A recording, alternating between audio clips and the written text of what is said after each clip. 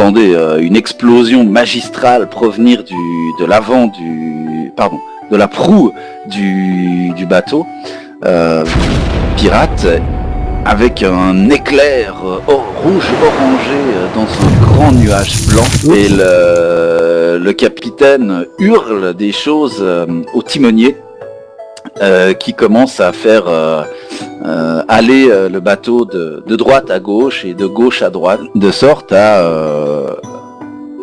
pouvoir esquiver les coups impromptus de cette arme étrange. Le capitaine fait allez, encore des efforts. Un deuxième coup de canon et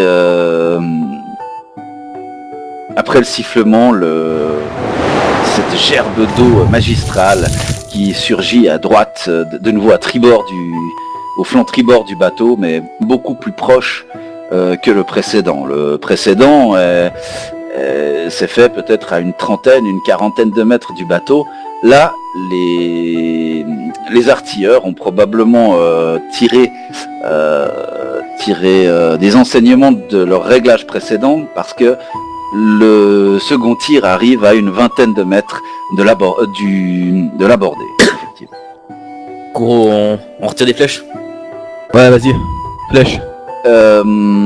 Alors nos deux archers, faites donc vos tirs. La difficulté n'est plus de 17, mais est ramenée donc à 15 à cause de la portée qui devient normale, et vu que c'est une grosse cible, à 13. Allez, flèche touchette, c'est parti. Pareil.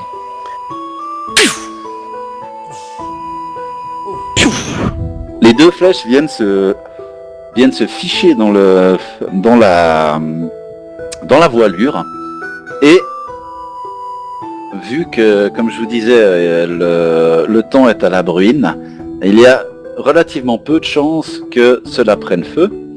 Il y a donc une chance sur 10 pour que ça prenne. Chacun, lancez-moi un dé à 10 faces. Si ça fait 1, ça prend. Si ça fait autre chose, ça prend pas. Kuro, ta flèche s'éteint malheureusement. Allez, dans allez. l'humidité. Oh. Tu as effectivement atteint la voilure, mais visiblement la flèche s'est même éteinte avant d'arriver à la voilure.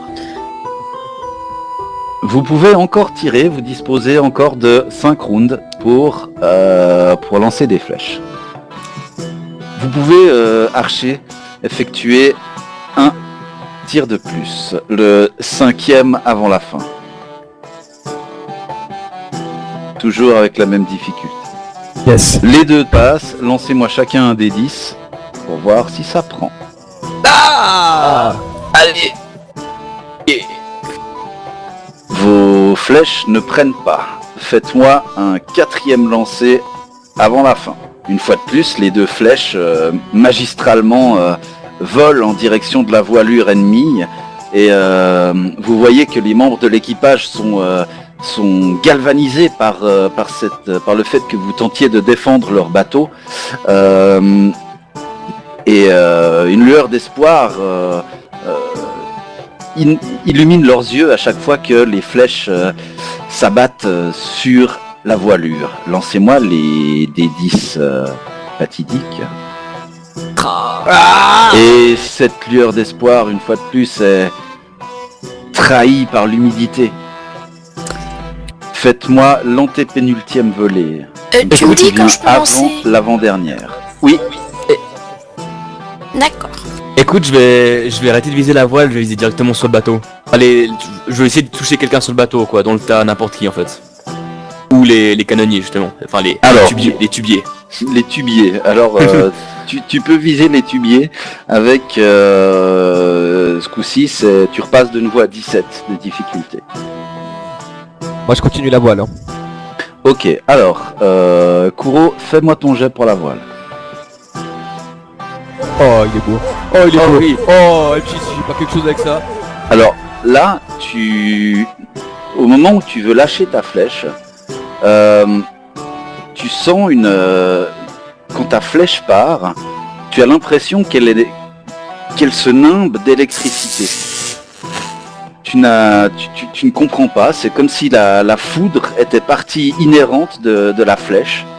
Et tu vois la flèche qui part non pas en cloche, mais elle part droit, tout droit, et va se planter dans un tonneau se trouvant juste à côté d'un de ces tubes. Et une gigantesque détonation, une gigantesque explosion se produit. Et c'est comme si l'avant du bateau pirate n'était plus qu'une immense boule de feu. Oh, C'est mieux que les voiles, c'est mieux que les voiles. Double vote. Et là, des cris de joie résonnent au sein de votre équipage. Personne n'en croit ses yeux et le navire adverse ralentit, abaisse ses voiles. Je pouvais pas faire autrement. Là, c'était gros. Comment un jet de dés peut me pourrir l'idée que j'avais eue pour ce soir, tu vois? Je suis désolé. Non, mais c'est bien. Vous voulez qu'on fasse naufrage à vous, hein? Pas entièrement, mais non, c'est bien. Et Tilia, au moment où tu sens que la concentration est bonne, tu pourrais envoyer ton éclair. Désires-tu envoyer cet éclair? Si je l'envoie, ça va couler le bateau. Mais non, mais je suis pas censé tuer des gens. Tu n'en sais rien. Tu ne sais pas ce que ça aura pour effet. Et c'est un culte diabolique, ce buddy, hein. C'est le contraire de Sarenrae. Hein. T'es fait pour tuer ces gens. Donc désires-tu lâcher cet éclair ou non? Bah, est-ce qu'ils ont l'air de s'arrêter, enfin de ralentir pour s'arrêter ou juste pour prendre leur distance? Pour l'instant, tu ne sais pas. Mais coule-les, réfléchis pas. Quoi, coule-les, ça va le faire. D'accord, j'utilise l'éclair de la baguette. Ok. Tu peux lui enlever une charge. Et l'éclair vole. Et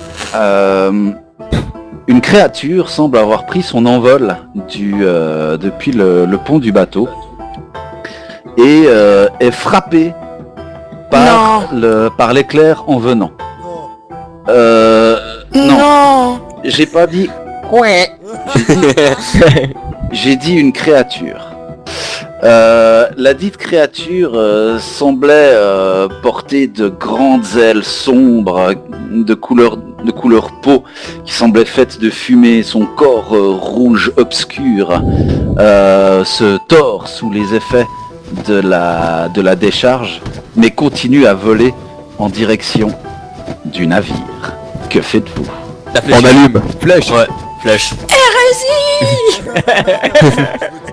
Alors, non, ça va vous tuer. Dragon à 19 têtes. Le diable en question est en fait une diablesse.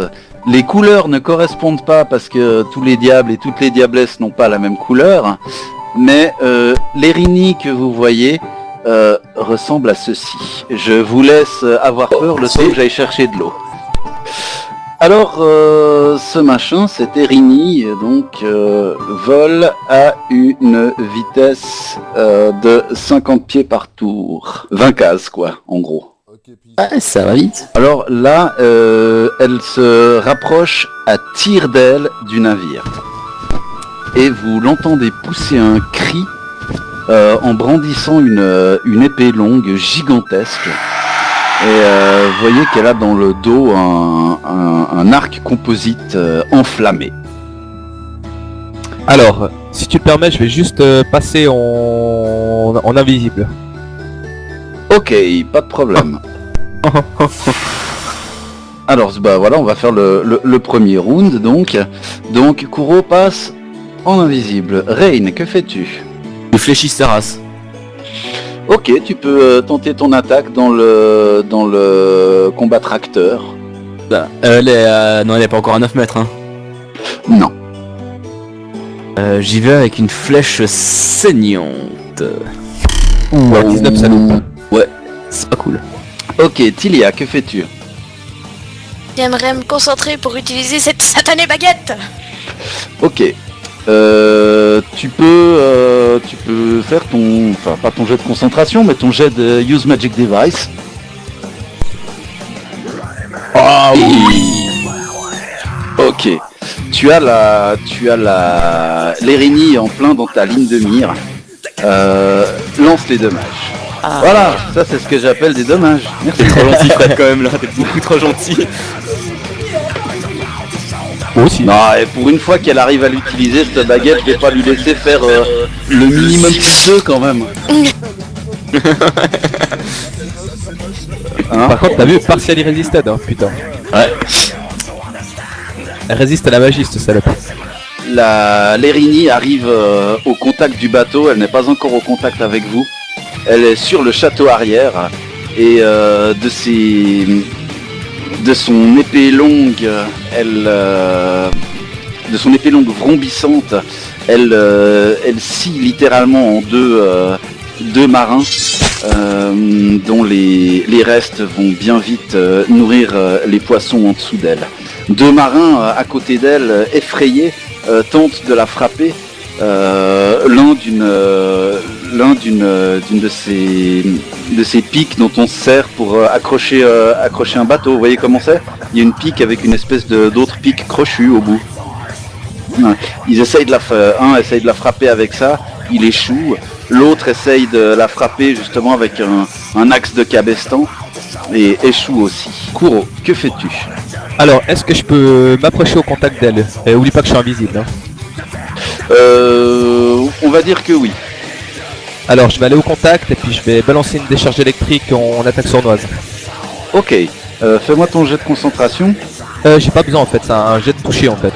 Ah voilà, alors fais-moi ton toucher au contact. Donc le toucher au contact, il doit me faire un 15. Alors, cast. Ah, c'est vrai, poche. Fais tes Yes. dégâts. Alors, faudra rajouter un D6 après. Ouais. Alors, ok, rajoute-moi ton D6.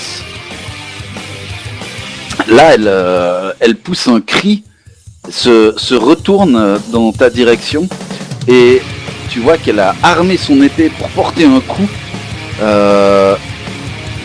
mais elle ne te voit pas, forcément. Les dégâts d'électricité, normalement, il y a plus. Ah ouais. Bah relance-moi un D6. Ouais, en plus. Ok. Elle essaye de te retourner un coup, mais visiblement complètement à l'aveugle. Elle échoue lamentablement dans son entreprise. Heureusement pour toi. Rain, que fais-tu? Je vais tirer une flèche de dégâts en plein Saint-Poire. Ok. Elle est à moins de 9 mètres ou bien? Allez, on va être gentil, oui. Alors je la fléchisse. Tu restes, attends, avant de la fléchiser, je vais lui mettre un petit truc comme quoi elle est de dos. Vas-y, fais ton tir. Ok. Flèche de dégâts. Mais non. Ah si, Oui, ça hit. trop bien. Ah et du coup je peux utiliser mes nouveaux dégâts acides. Les dommages ont été résistés. Ça tombe bien, c'est à ton tour. Et l'Erini est à portée est à ta portée. Tu peux la banzailler si tu veux. Tilia, que fais-tu? Donc là, il y a Srendil qui est au contact avec elle. Oui. Je vais essayer de me concentrer pour lancer arme merveilleuse sur l'arme de Srendil. Ok. Alors tu fais ton jet de concentration, donc un des 20 plus ton niveau. Ah chier. Oh là. Point, point, point. Alors comment est-ce qu'on faisait déjà pour faire une arme maléfique? Ah non merde, c'était pas ça. Alors, qui c'est qui lui a fait le plus de dégâts au tour passé? Je crois que c'est moi. C'est toi. Alors, bah elle, ne te voyant pas, tu vois qu'elle essaye à nouveau de porter un coup dans le vide et elle échoue. Elle donne un grand coup d'aile. Kuro, avant que ce soit ton tour, tu as une attaque d'opportunité. Ah, Parce qu'elle cherche à se mettre hors de portée. alors je vais profiter pour lui balancer une décharge électrique. Ok, donc fais-moi ton attaque de toucher. Ok, fais-moi tes dégâts. J'ai plus un D6 aussi, parce que je pense qu'il y a l'attaque sournoise, elle passe là. Tout à fait. Alors je balance déjà mes 3 D6. Puis je leur balance un D6 dans sa gueule. Elle prend son envol. C'est à ton tour de tirer, enfin de faire ton attaque. Vu que là c'était une attaque d'opportunité. Alors je vais balancer Mage Armor sur Srendil. D'accord. Fais ton jet de concentration. Loupé de 2. Rain, tu vois que la créature a pris son envol. Elle est à 7 ou 8 mètres au-dessus de la... Comment dire, au-dessus du pont, du bateau. Et elle s'apprête, enfin elle est en train de sortir son arc de derrière son dos. Enfin elle est en train de prendre son arc dans son dos. Que fais-tu? Je la fléchise. Ok. Avec... elle est toujours de dos par rapport à moi. Non, là elle a une assez bonne vue de l'ensemble. Mais avec une flèche de dégâts. Srendil, elle n'est pas au contact. Tentes-tu de faire quelque chose? Je vais lancer Flair. Ok, vas-y. Concentration. Le cas échéant, ça ne passe pas. Tilia, c'est à toi. Je me concentre sur ma baguette. Ok, concentre-toi sur ta baguette. Fais ton jet de Use Magic Device. Fais tes dégâts. Brinça. Là, l'Erini pousse un grand cri et prend encore plus d'altitude et bat en retraite en direction du bateau qui, vous le remarquez, a encore perdu énormément de distance. Le calme revient à bord du navire alors que le navire ennemi semble se perdre petit à petit dans la bruine et les embruns loin derrière vous. Vous entendez toujours le cri de l'Erini qui semble probablement, si vous compreniez son langage, vous comprendriez probablement qu'elle vous maudit ou quelque chose comme ceci. Et elle rejoint son navire. Les cris de joie de l'équipage montent dans la hune et tous les membres de l'équipage se dirigent vers vous et vous portent en triomphe pour cette magnifique réussite, pour les avoir sauvés. Là je vais monter sur un tonneau pour que tout le monde me voie. Et je vais dire, souvenez-vous de ce nom, je suis Kurokaze. Parfait. Et tout le monde, ouais. Est-ce que Mistral est revenu? Oui, Mistral est revenu, il était en train de... Du reste, il est en train de revenir et tu vois que la corde dont il s'occupait fait tac. Ouf. Il y a un bout de la voile en plus qui s'affaisse. Oh, comme il déchire. Ça c'est un bon Mistral. Oh oui. Et donc le capitaine donne des ordres et son second vient vers lui et au bout de quelques petites minutes, il informe 2 morts, mon capitaine. Toby et Maureen. Il va falloir que nous les rendions à la mer. Le capitaine vient vers vous et prononce ces mots. Je vous remercie infiniment d'avoir défendu nos vies en même temps que les vôtres. Je vais vous rembourser le prix de votre passage. Vous avez bien largement payé votre transport. Moi je vais dire, non, gardez l'argent, ce sera pour toutes les marchandises que vous avez balancées. J'acquiesce. Oh, Oh, c'est aimable à vous, mais ce sont les risques du métier. Non, je vais vous rendre cet argent. Je ne veux pas que... Je ne voudrais pas que Gozeret prenne mal le fait que je garde ceci. Je ne suis pas un égoïste. Je ne suis pas non plus un ingrat. Non.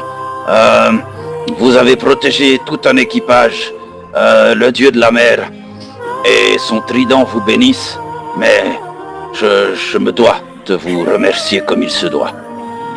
Et vous voyez qu'il fait un signe à son second qui va dans le château arrière, et il ressort quelques instants plus tard avec une bourse qui contient effectivement la somme qui a été payée pour le passage, et comme dit, il vous rend la somme du passage. Il a l'air d'être intraitable. Je fais semblant de prendre toutes les pièces, mais j'en laisse quelques-unes. Moi je dis, est-ce que Gozeret serait d'accord si on donnait cet argent, cet or aux familles des deux disparus? C'est On peut le généreux de garder votre pour nous. part. C'est très généreux de votre part. Donc c'était mon fric en fait.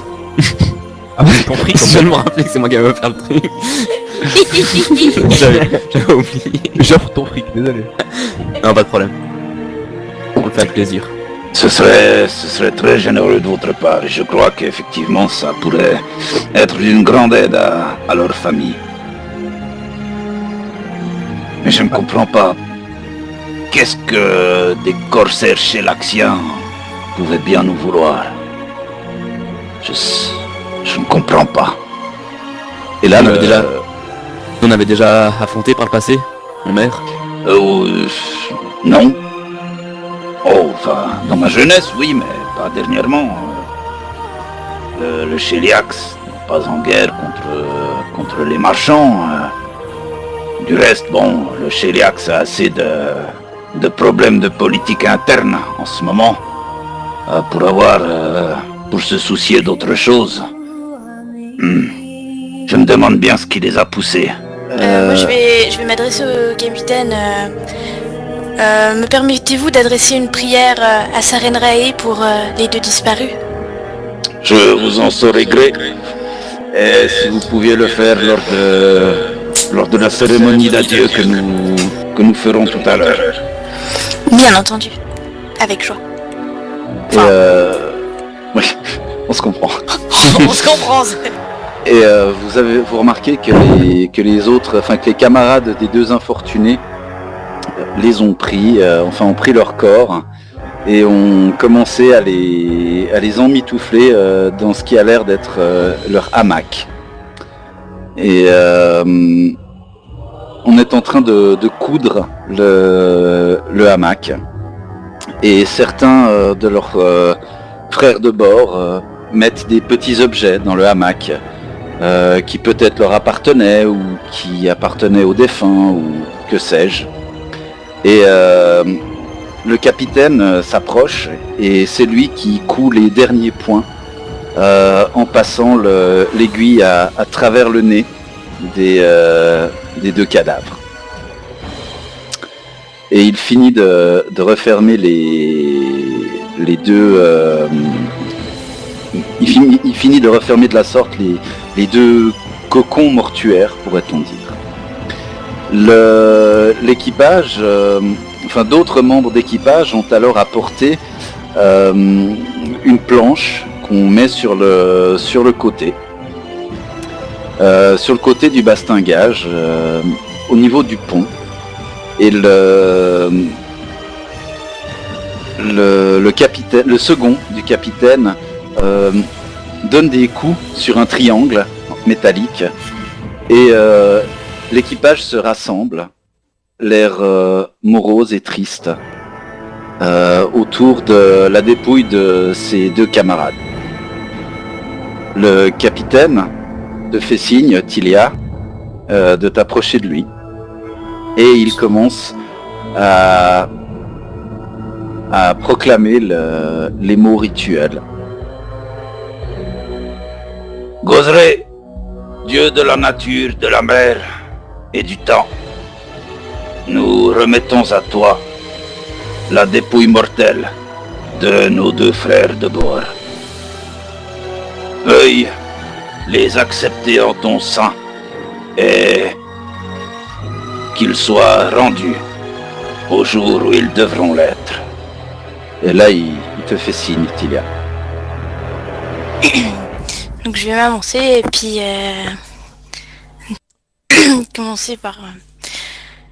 Et Sarenrae qui, déesse du soleil et de la lumière, prend soin pendant leur voyage en dehors de notre plan. Eux qui ont vu tant de fois se lever et se coucher ta lumière dans des paysages prompts à la refléter, et je suis sûre que leur cœur la reflétait aussi. Voilà. C'est beau, ouais. Comme ça pète. Je m'entraîne, vous croyez quoi? Ah, ça me parle. Et là, le premier corps est posé sur la planche et le capitaine et son second soulèvent la planche et le corps glisse en direction de la mer. Les marins posent le deuxième corps sur la planche et à nouveau le capitaine et le second soulèvent la planche et le corps du deuxième malheureux rejoint l'abîme. À ce moment-là, l'équipage entonne un chant. Et un camarade de meilleur dans les rangs. Et vous remarquez que chaque homme du bord semblait très lié à ces 2 marins qui sombrent en direction des abîmes froides et éternels. Des larmes coulent sur leurs joues. Et après avoir chanté ce bref refrain, le chef de bord, le second, claque dans ses mains 2 grands coups et chacun rejoint son poste de travail. L'âme morose d'avoir perdu 2 frères. Comme je disais précédemment, le calme revient à bord, chacun est retourné à sa tâche, et le bateau, la sirène, continue sa route en direction de Manima. L'après-midi se passe sans autre anicroche. Et la soirée arrivant, vous voyez qu'à la différence du soir précédent, les marins se réunissent autour d'un brasero qu'ils ont dressé sur le pont. Et le capitaine a fait sortir un tonneau de tafia. Et vous êtes conviés à faire la fête autour de ce tonneau. Et vous remarquez que chaque marin, à tour de rôle, raconte une petite anecdote sur un des 2 disparus. Et c'est leur façon à eux de dire au revoir à leurs camarades, un peu d'une façon un peu moins formelle que ce qui a été fait plus tôt dans la journée. Les marins semblent heureux de vous compter parmi eux pour cette petite cérémonie d'adieu. Et chacun, comme je disais, il va de son histoire, chacun y va de ses shops. Et c'est pas mal éméché que chacun se dirige vers son hamac. Même le capitaine semble avoir un coup dans l'aile. Et tout le monde va se coucher, sauf un marin qui est resté sobre. Enfin, 2 marins qui sont restés sobres pour assurer la permanence de nuit. La nuit se passe gentiment et même la brise s'est calmée. Tout semble assez calme. L'aube va bientôt poindre et Srendil, tu sens la fatigue somme toute te gagner. Et les deux marins vont chacun chercher... un des deux marins vient vers toi et te dit c'est l'heure de la relève. Il vaut mieux aller se coucher. Tu remarques c'est pas le marin qui est venu vers toi te dire ça, mais l'autre, il a l'air de rester sur le pont. Et il a l'air de continuer à prendre un quart de plus. La nuit continue à avancer. Et vous êtes tous dans les bras de Morphée. Quand une grande vibration vous réveille, comme un raclement. Vous tombez presque à bas de vos hamacs. Et vous entendez que c'est la panique à bord.